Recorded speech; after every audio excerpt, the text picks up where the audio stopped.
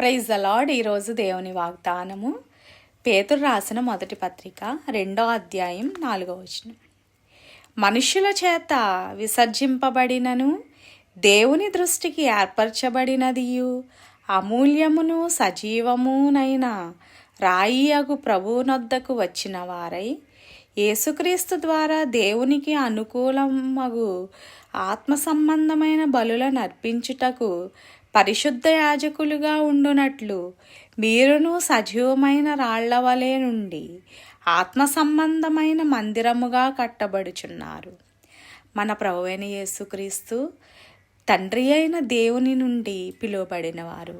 ఆయనకి ఇష్టానుసారమైన వ్యక్తి ప్రభువైన యేసుక్రీస్తు తండ్రి. కాబట్టి మనము యేసుక్రీస్తునందు విశ్వాసం ఉంచినట్లయితే ఇక్కడ బైబిల్ చెప్పబడింది ఏంటి అనంటే, యేసుక్రీస్తే సజీవమైన రాయి, ఆయన సజీవమైన పునాది. ఆ పునాదిపైనే మనము నిర్మింపబడి ఉన్నాము. ఈ సంఘం అనేది, క్రీస్తు అనే సంఘము ఈ పునాది పైన నిర్మింపబడి ఉంది. మనందరము కూడా ఆ సంఘంలో పాలిభాగస్తులము. మనందరము కూడా ఆ సజీవమైన రాళ్ళు మనమే.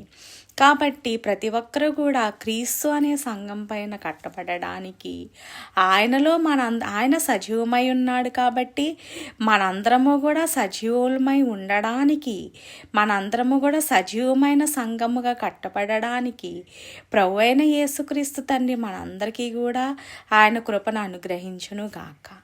ఆమేన్. హల్లెలూయా.